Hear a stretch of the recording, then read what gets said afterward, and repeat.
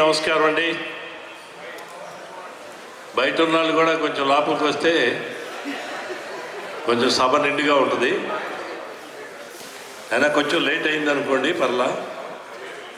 చాలా సంతోషం ఈరోజు మీ అందరి మధ్యన ఈ ఆత్మీయ సమావేశంలో పాల్గొనడం అనేది ఇది ఒక పూర్వజన్మ సుకృతం లాంటిదే. మీరందరూ చెప్పినట్టు ఇదేదో పెద్ద పదవి కాదు, ఇంకా ఏయో పెద్ద పదవులు కావాలంటున్నారు. నా దృష్టిలో నాకు సరిపోయిన పదవి, నేను మెచ్చుకునే పదవి, నాకు నచ్చిన పదవి కూడా ఇదే. ఇంతకంటే ఎవరన్నా ఎక్కువ ఇస్తానన్నా కానీ నేను తీసుకోను. ఎందుకంటే 45 సంవత్సరాల అమెరికా జీవితంలో నేను ఇండియా వెళ్ళి ఇంకేదో ఎక్స్పెక్ట్ చేయటం అనేది కూడా చాలా తప్పు. జీవితంలో 2/3 of my life I spend in America. ఇక్కడ అంతకాలం చేసి మనం అక్కడికి వెళ్ళి ఎమ్మెల్సీలు, రాజ్యసభలు, ఆ సభలు, ఈ సభలు అడగటం అనేది నా దృష్టిలో అది ఏ రకంగా కూడా న్యాయం కాదు. అది మీ అందరికీ ఉన్న అభిమానంతో మీరు అనుకునేది ఇంకా ఏదో పెద్ద పదవి అయితే గురువుగారికి బాగుంటుంది అని ఇక్కడ ఉన్న శిష్యులందరూ అనుకునేది. కానీ దీనికంటే పెద్ద పదవి ఇంకోటి ఏది ఉండదు. చూశారు కదా, రఘురామరాజు గారు నాకు హైదరాబాద్ ఎయిర్పోర్ట్లో లాంజ్లో బ్రేక్ఫాస్ట్ చేస్తాం. హైదరాబాద్ నుంచి విజయవాడ వెళ్ళాడు. దానికోసం ఆయన ఎప్పుడు వస్తావా అని ఎదురు చూస్తున్నాడు. అలానే గంటా శ్రీనివాసరావు గారు మాట్లాడితే మీరు ఎప్పుడు అమెరికా వస్తున్నారో, మీరు వైజాగ్ రావాలంటున్నారు. నేను అవన్నీ తప్పించుకోవడం కోసమే మీ అందరి మధ్యలో ఉండటానికి ఇది సరైన పదవి. 45 సంవత్సరాలు ఇక్కడ ఉన్న తర్వాత అక్కడికి వెళ్ళి ఆ పాలిటిక్స్తో వాళ్ళతో అడ్జస్ట్ అవ్వటం చాలా కష్టం అని నేను ఎప్పుడో గ్రహించాను. 2004లో కాంగ్రెస్ పార్టీలో ఉన్నప్పుడే, ఇప్పటికీ ఉన్నాడు లగడపాటి రాజగోపాల్, ఆయన ఎంపీగా పోటీ చేస్తున్నా, నువ్వు వచ్చి మైలవరం ఎమ్మెల్యేగా పోటీ చేయమన్నాడు. ఆ రోజే డినై చేశాను. చేసుంటే 2004లోనే చట్టసభల్లోకి వెళ్ళుండేవాడిని. కానీ ఎందుకంటే మనకు ఆ ఇంట్రెస్ట్ లేదు. ఇక్కడ మీ అందరి మధ్యలో ఇంతకంటే ఆత్మీయులు ఇంకెక్కడ దొరకరు ఈ దేశంలో. ఈ సిటీయే కాదు, ఏ సిటీకి వెళ్ళినా కానీ నాకంటూ ఒక మిత్రమండలి ఉంది. కాబట్టి దీన్ని ఎప్పుడూ వదులుకోదలుచుకోలేదు.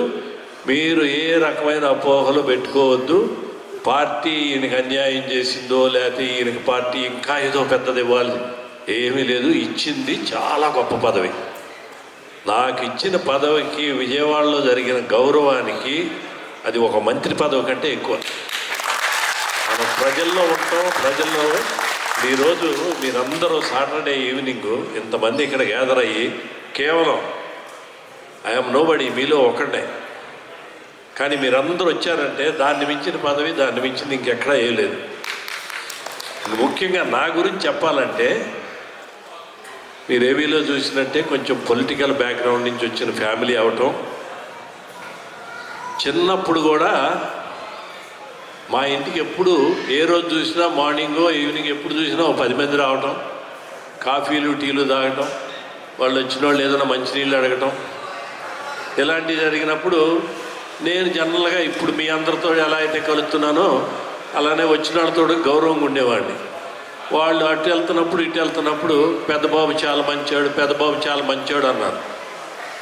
వాళ్ళు ఆ మాట అని ఉండకపోతే నేను ఎలా ఉండేవాడినో తెలియదు. కానీ అది నా మైండ్లో పడి ఈ 68 సంవత్సరాలు దాన్ని కాపాడుకోలేక వస్తున్నా. ఎందుకంటే మీరు కూడా మిమ్మల్ని మొదలుగానే వీడు వెధవా అనుకుంటా మనం పిల్లల్ని కూడా తిడతా ఉంటాం. పొరపాటును తిట్టకండి.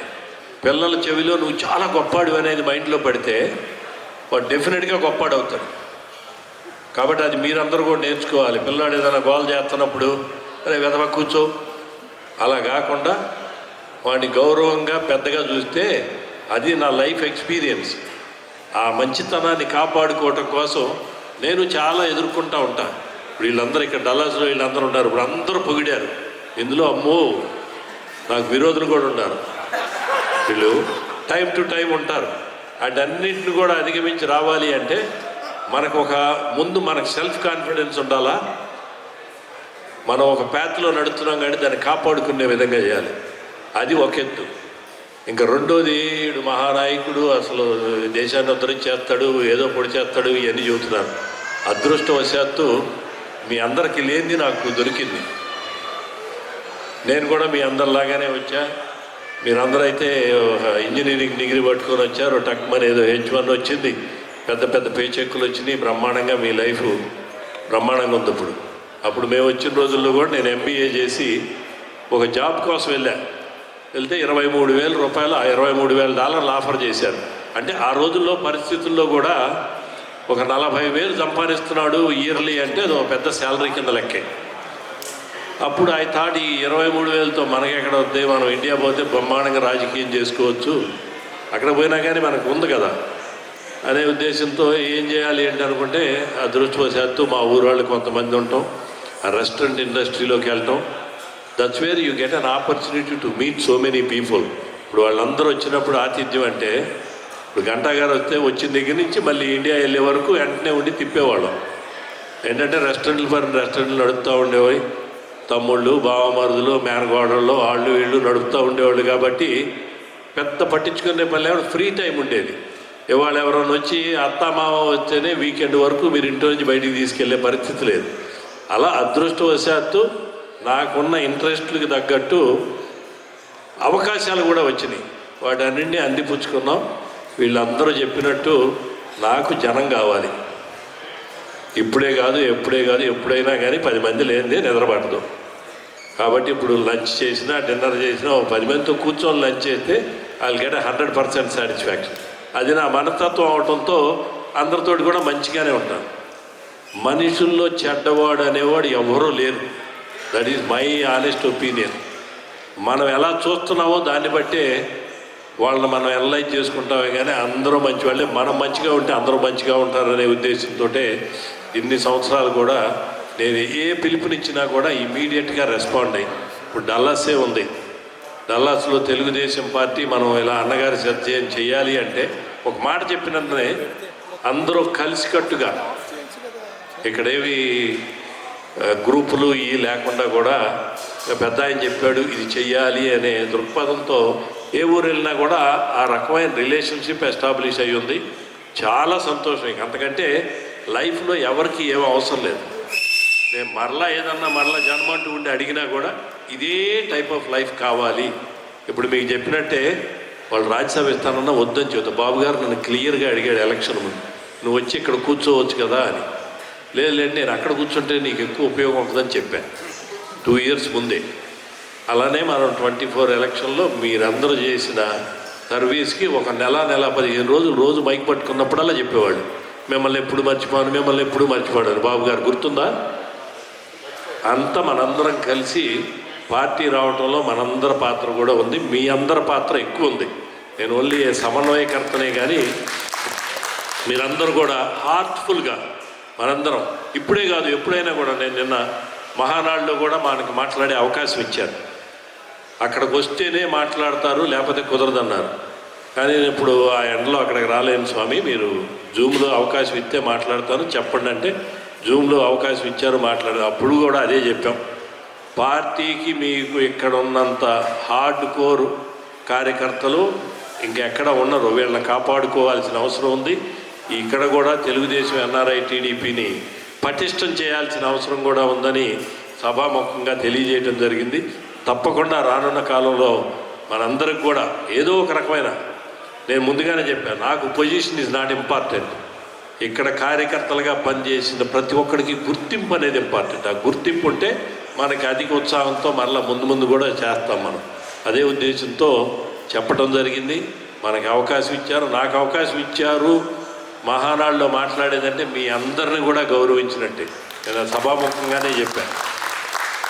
తెలుగుదేశం పార్టీ కూడా NRIలకి బాబు గారి టైంలో చేసినంత ఇంకెప్పుడు చేయలే. ఇప్పుడు మనకు ఒక NR టీం స్థాపించడమే కానివ్వండి, ఇప్పుడు మనం ఏ పని చేసినప్పుడు 4-5 ఎమ్మెల్యే టికెట్లు ఇవ్వటమైనా, ఇప్పుడు మనకి క్లాసిక్ ఎగ్జాంపుల్ మన పెమ్మసాని గారే.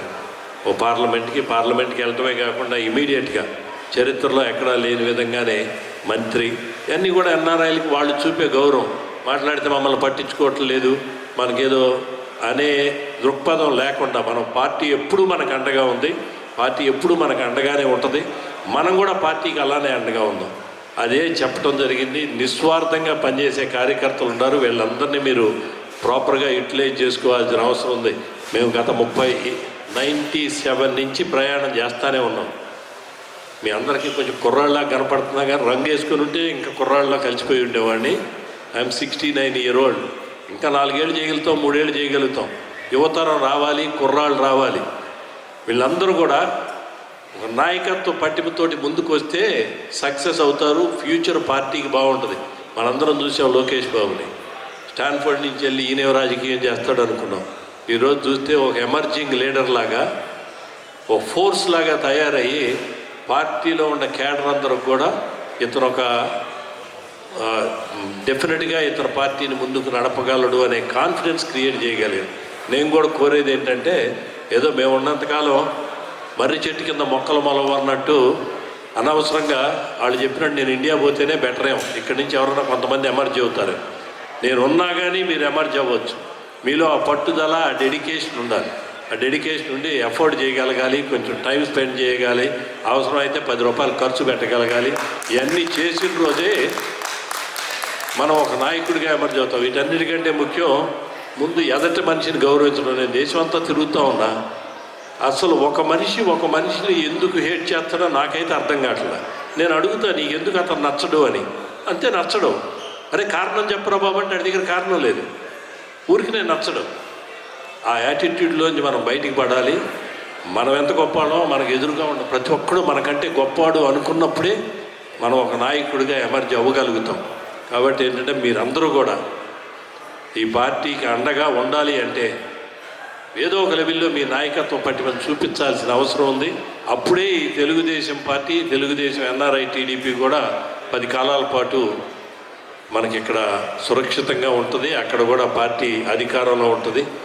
ఈరోజు ఈ రకంగా మీ అందరూ కలిసి ఎంత ఆప్యాయత, ఎంత ప్రేమ చూపెట్టినందుకు మనస్ఫూర్తిగా శిరస్సు వంచి ప్రతి ఒక్కడికి పేరు పేరున, ఇందులో కొంతమందికి అసలు నేను నమస్కారం కూడా పెట్టాల్సిన అవసరం లేదు, అంతా నా శిష్యులే కాబట్టి, అయినా కూడా వాళ్ళకు కూడా ఒక్కొక్కప్పుడు మైక్ తీసుకున్న తర్వాత శిష్యుడికి కూడా దండం పెట్టాలి. కాబట్టి మీరు ఎంత శిష్యులైనా కూడా మీ అందరికీ శిరస్సు వంచి నమస్కరిస్తూ ఈరోజు ఈ కార్యక్రమం చేసినందుకు మనస్ఫూర్తిగా ధన్యవాదాలు తెలియజేస్తూ థ్యాంక్ యూ సో మచ్. జై చంద్రబాబు, జై లోకేష్ బాబు, జై తెలుగుదేశం, జోహార్ ఎన్టీఆర్. Thank you.